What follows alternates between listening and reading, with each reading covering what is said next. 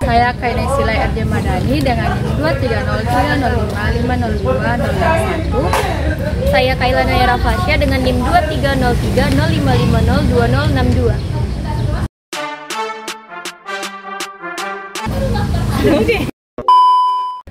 Baik, saya Yandari dengan NIM 23030550249. Saya Sarda Mele Dahlan dengan NIM 23030550260.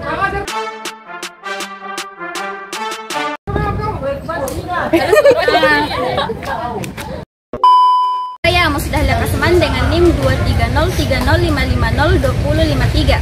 Saya Siti Hatifah dengan NIM 2303055502056. Saya Hindiani dengan NIM 2303055502058. Saya Sri Wahyuni dengan NIM 2303055502063.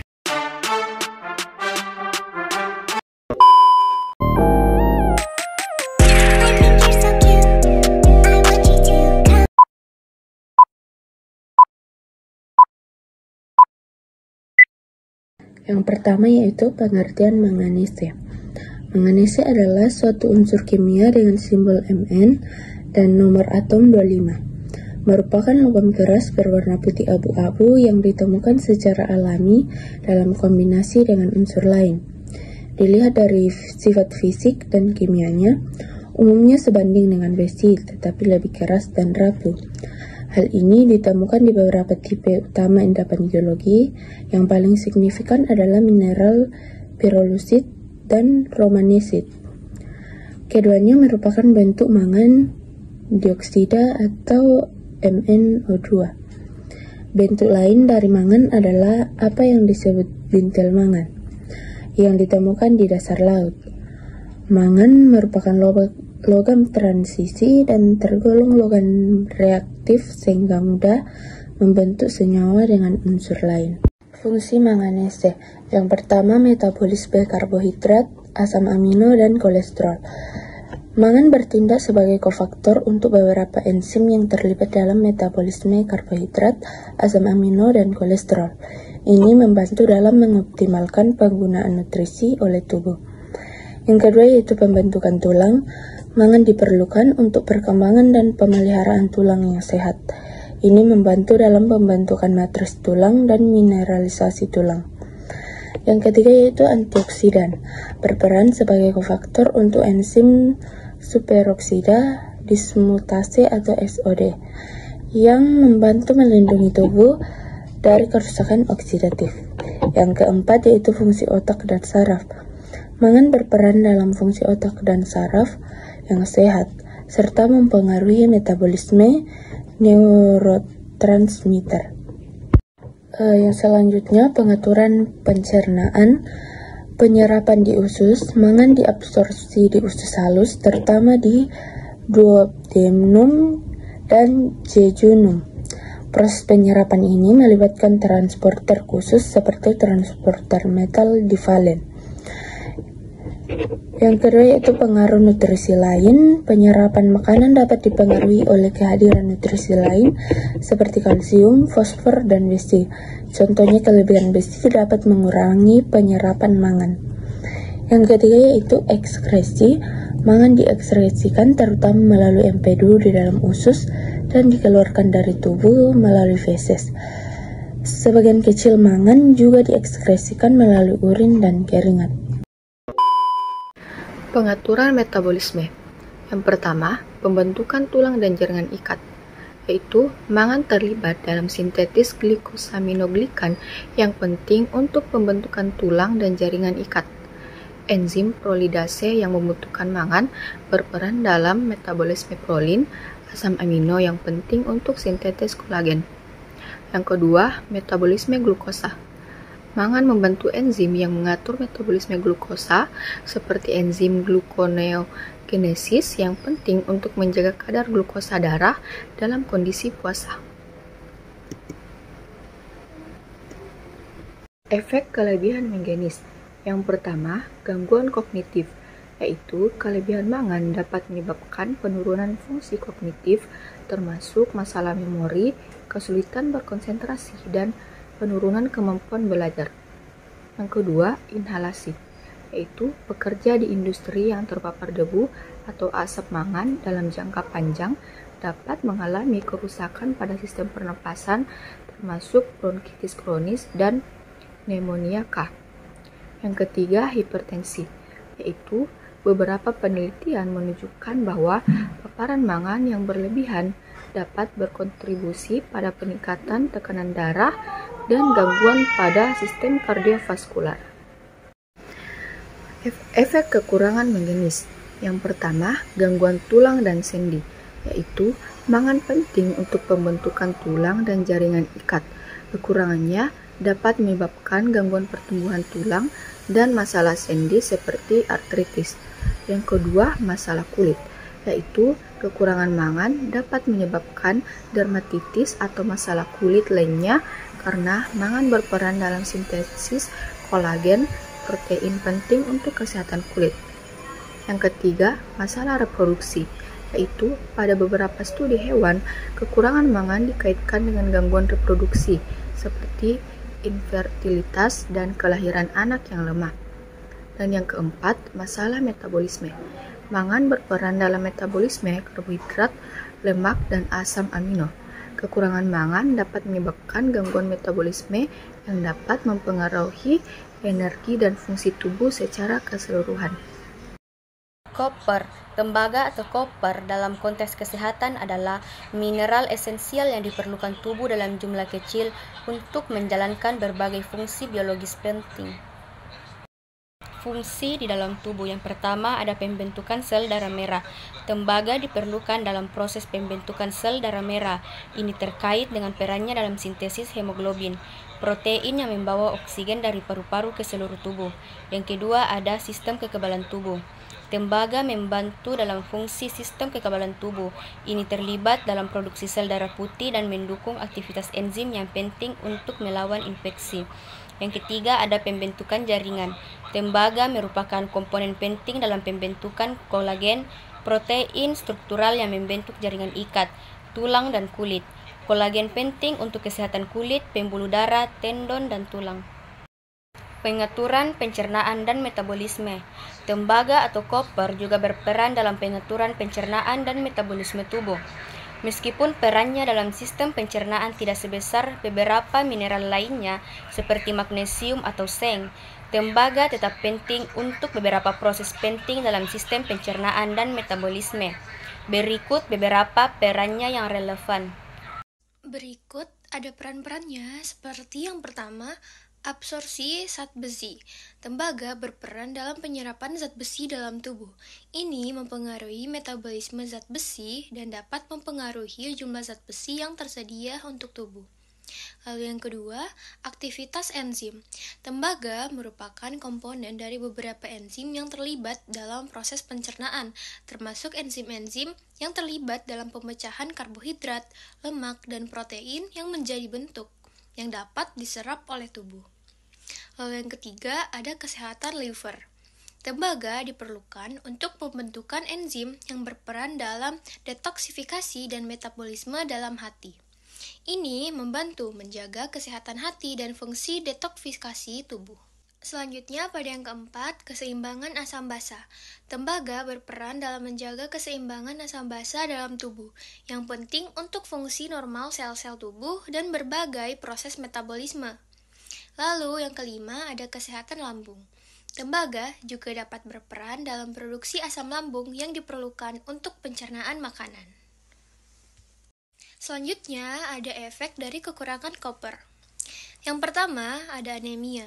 Kekurangan tembaga dapat menyebabkan anemia, karena tembaga diperlukan untuk pembentukan hemoglobin, protein dalam sel darah merah yang membawa oksigen ke seluruh tubuh, dan juga tanpa cukup tembaga, produksi hemoglobin bisa terganggu dan menyebabkan anemia. Lalu yang kedua, ada gangguan neurologis. Tembaga diperlukan untuk fungsi saraf yang optimal. Kekurangan tembaga juga dapat menyebabkan gangguan neurologis seperti kesulitan konsentrasi, kelelahan, kebingungan, atau perubahan mood. Lalu yang ketiga ada gangguan sistem kekebalan tubuh.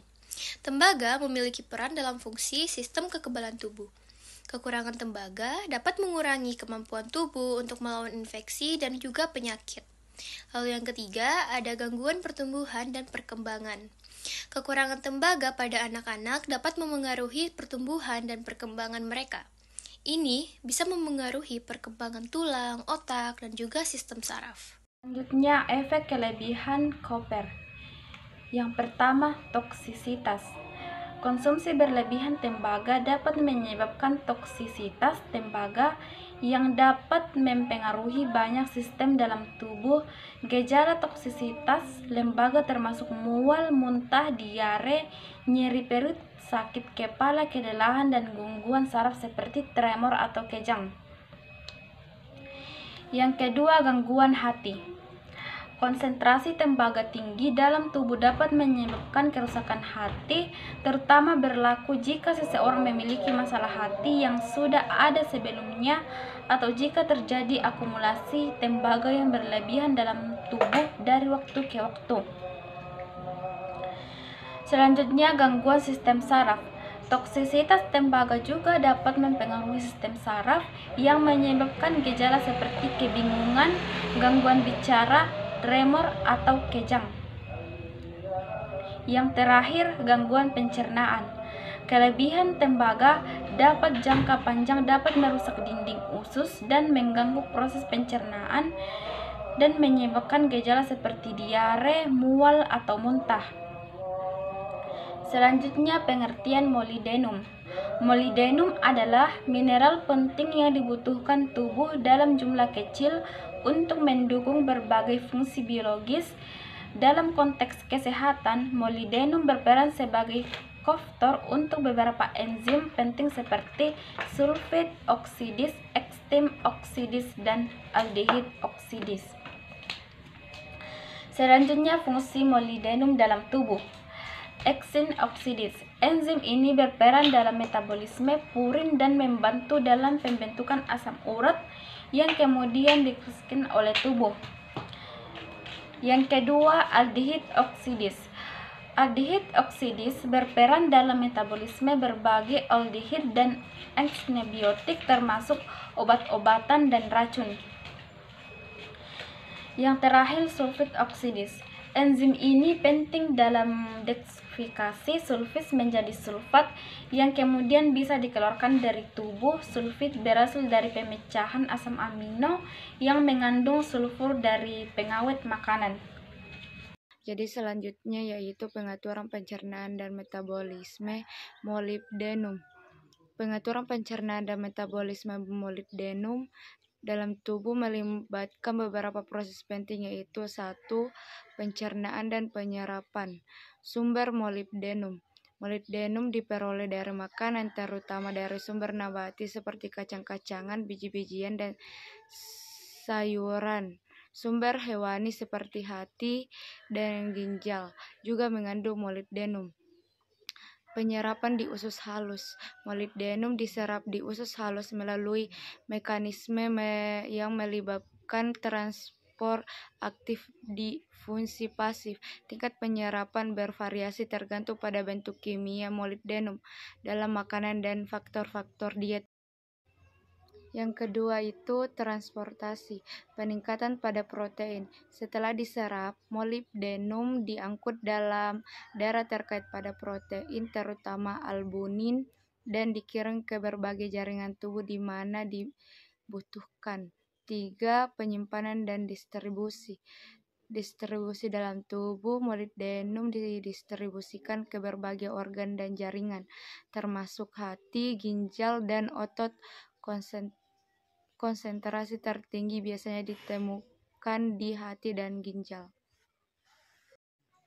Yang keempat itu fungsi biokimia. Faktor enzim. Molybdenum berfungsi sebagai faktor untuk berbagai enzim penting seperti sulfite oksidase, sanhine oksidase, dan aldehide oksidase yang semuanya berperan dalam berbagai jalur metabolik penting. Yang kelima, ekresi. Ekresi melalui urin. Molybdenum yang tidak digunakan untuk berlebih dikeluarkan dari tubuh terutama melalui urin. Ginjal memainkan peran kunci dalam mengatur kadar molybdenum dalam darah. Yang keenam itu regulasi homeostasis. Tubuh memiliki mekanisme regulasi yang ketat untuk mempertahankan homeostasis molybdenum. Jika asupan molybdenum tinggi, tubuh akan meningkatkan ekresi untuk mencegah akumulasi berlebih yang dapat berpotensi toksik. Yang ketujuh itu interaksi dan nutrisi lain. Regulasi homeostasis. Tubuh memiliki mekanisme regulasi yang ketat untuk mempertahankan homeostasis molybdenum. Jika asupan molybdenum tinggi, tubuh akan meningkatkan ekresi untuk mencegah akumulasi berlebihan yang dapat berpotensi statik. Baik, di sini saya akan menjelaskan tentang efek jika kekurangan molybdenum. Kekurangan molybdenum pada tubuh manusia dapat menyebabkan beberapa masalah kesehatan karena elemen ini berperan penting dalam berbagai fungsi biologis. Molybdenum adalah komponen esensial dari beberapa enzim yang terlibat dalam detoksifikasi, metabolisme sulfur, dan metabolisme asam amino. Berikut adalah beberapa efek dari kekurangan molybdenum. Yang pertama, gangguan enzimatik. Molybdenum adalah kofaktor untuk enzim seperti sulfit oksidase, aldehid oksidase, dan santin oksidase. Kekurangan molybdenum dapat menyebabkan gangguan dalam fungsi enzim-enzim yang dapat mengarah pada akumulasi senyawa toksik dalam tubuh. Yang kedua, sulfitemia dan sulfituria.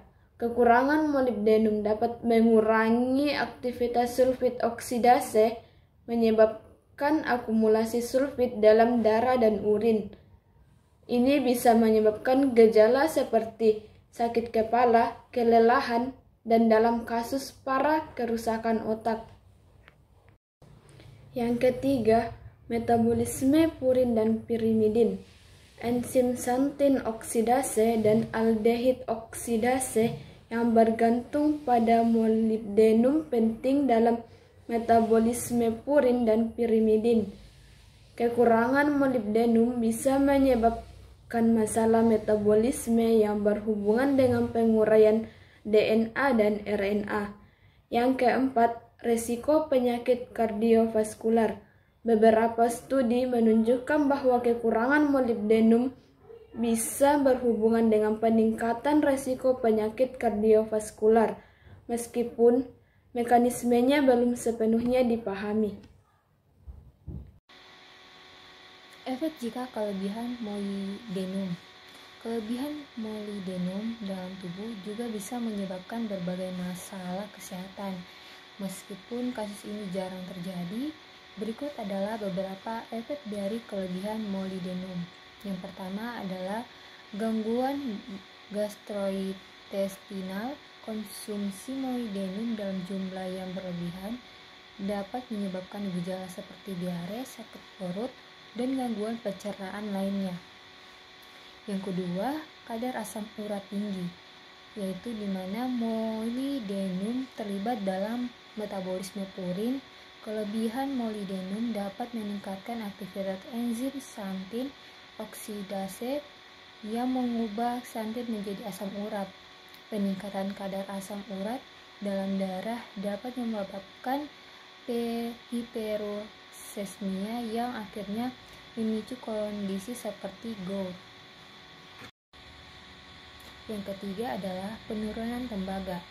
Kelebihan molybdenum dapat mengganggu metabolisme tembaga dalam tubuh karena molybdenum dapat meningkatkan ekskresi tembaga jika bisa menyebabkan defisiensi tembaga yang berdampak pada anemia. penurunan kekebalan tubuh, dan gangguan neurologis. Yang keempat, gangguan ginjal. Pada dosis yang sangat tinggi, molybdenum dapat menyebabkan kerusakan pada ginjal yang berfungsi sebagai organ ekskresi utama untuk elemen ini.